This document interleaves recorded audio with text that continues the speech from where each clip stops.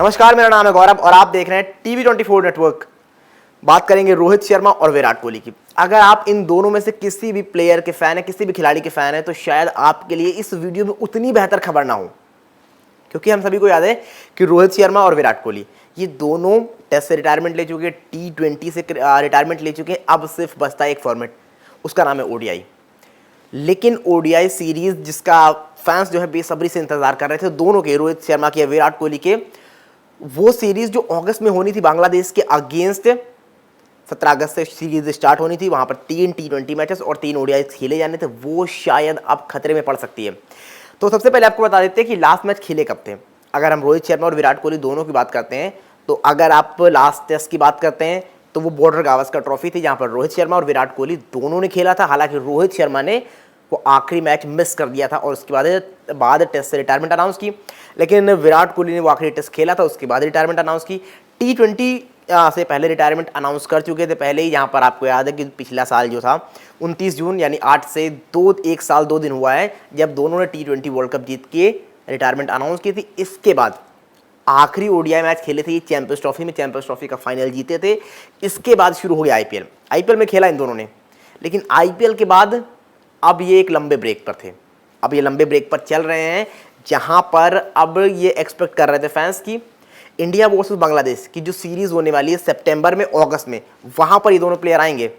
लेकिन अब जो खबरें आ रही हैं वो शायद आपको थोड़ा सा हर्ट करेगी, क्योंकि वहां पर क्या वो सीरीज हो रही है नहीं हो रही है, इस पर भी सस्पेंस लग चुका है, सस्पेंस बन गया है। और ये मैं नहीं कह रहा हूं, ये खुद जो BCB के प्रेसिडेंट है असीम मुनीर, उन्होंने साफ तौर पर कहा है, ये पूरा माजरा बताया कि आखिर है क्या कहानी और किस वजह से ये सीरीज अधर में अटक सकती है।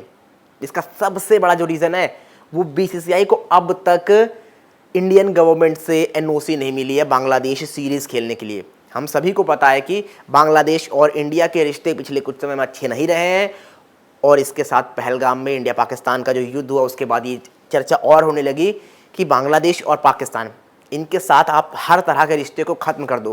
तो उसके बाद से सारे के सारे सवाल उठने लगे। पहले आपको बता दें कि क्या कह रहे हैं असीम मुनीर, उनका बयान है क्या। तो उन्होंने कहा, BCCI के साथ हमारी सकारात्मक चर्चा चल रही है। यह अगस्त या सितंबर में भारत की मेजबानी करने जैसा नहीं है। हम इस बात पर चर्चा कर रहे हैं कि हम सीरीज कैसे आयोजित कर सकते हैं, और अगर हम अभी इसकी मेजबानी नहीं कर सकते हैं तो हम इसे किसी अन्य संभावित समय पर आयोजित करेंगे। फिलहाल BCCI सरकार की मंजूरी का इंतजार कर रही है। तो ये साफ तौर पर असीम मुनीर का बयान था, जहां पर वो साफ तौर पर कह रहे हैं कि अगर यहां पर इस सीरीज नहीं हुई तो हम इसको किसी और शेड्यूल पे कराने का प्रयास करेंगे, किसी और डेट पे कराने का प्रयास करेंगे। तो ये साफ तौर पर इन्होंने कहा है। और उन्होंने साफ तौर पर कहा, ये सिर्फ जो हमारी BCCI के साथ चर्चा है वो इसको लेकर नहीं कि अगस्त सितंबर में शेड्यूल क्या है, सारी चीज़ों को लेकर, ये इस चीज़ को लेकर है कि सीरीज हो रही है कि नहीं हो रही है, कैसे हो रही है, क्या इस पर शेड्यूल है, क्योंकि शेड्यूल इसका आ चुका था। लेकिन अब अगर ऐसा होता है, ये सीरीज अधर में अटकती है, तो रोहित और विराट, इन दोनों को और इन दोनों के फैंस को लंबा इंतजार करना पड़ेगा दोबारा क्रिकेट के मैदान में वापसी के लिए। तो आपको पहले बता देते हैं कि इस सीरीज का जो शेड्यूल है वो एक्चुअल शेड्यूल है क्या। पहला वनडे 17 तारीख को खेला जाएगा, दूसरा 20 को, तीसरा 23 को। इसके बाद 3 T20 मैचेस शेड्यूल है, जहां पर जो पहला वनडे T20 मैच होगा वो 26 को, फिर 29 को, और उसके बाद 31 को तीसरा T20 मैच खेला जाएगा। अब इसके बाद जब हम आगे बढ़ते हैं तो मान लीजिए कि यहाँ पर ये सीरीज नहीं हो पाती है। अगर होती है तब तो well and good, as per schedule अगर हो जाए। और अगर इसको लटकाया जाता है, बाद में होकर जाती है 2 महीने बाद, 3 महीने बाद, जब भी आपको कोई आपको एक ऐसा शेड्यूल मिलता है जहां पर आपका सारा का सारा FTP खाली हो, लेकिन हाँ, तो वहां पर आप करा सकते हैं। बट अगर ये सीरीज नहीं हुई, फिर रोहित और विराट कितने दिन बाद मैदान पे उतर सकते हैं, तो ये मैं आपको साफ तौर पर बता दूं। 19 तारीख को पहला वनडे ऑस्ट्रेलिया के अगेंस्ट खेला जाएगा, जहां पर टीम इंडिया ऑस्ट्रेलिया का दौरा करेगी। तो वहां पर टीम इंडिया अक्टूबर में ऑस्ट्रेलिया का दौरा करेगी, जहां पर टीम इंडिया 3 ODI मैचेस खेलेगी और 5 T20 मैचेस खेलेगी। अब शेड्यूल की बात करें तो पहला वनडे 19 को, दूसरा 23 को, चौथा 25 को, ये 3 ODI मैचेस खेले जाएंगे।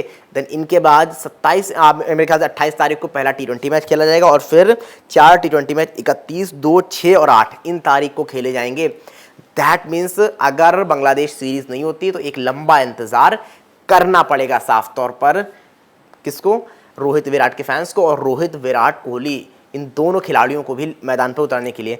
और हालांकि इसके बाद 3 ओडीआई और खेले जाने हैं, वो दिसंबर जनवरी में न्यूजीलैंड के अगेंस्ट शेड्यूल हो गए, जहां पर 3 टी20 और 3 वनडे खेले जाएंगे। लेकिन उसमें बहुत अच्छा समय है अभी, अच्छा खासा, तो वहां पर शायद वापसी को नहीं देख रहे होंगे।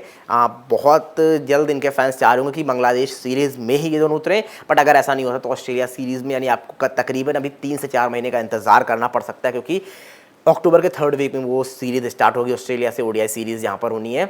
तो खैर आप बताइए क्या लगता है आपको, बीसीसीआई को एनओसी मिल जाएगी इंडियन गवर्नमेंट से, या फिर जिस तरह के हालात रहे हैं पिछले कुछ समय से मुश्किल नज़र आ सकता है? जो भी आपको लगता है इन सारे मामलों पर अपनी प्रतिक्रिया हमें दर्ज कराना बिल्कुल ना भूलें। और आप बताइए आपको क्या लगता है, गवर्नमेंट को एनओसी देनी भी चाहिए या फिर नहीं? क्या है आपकी प्रतिक्रिया इस पूरे मामले पर, क्या लगता है आपको?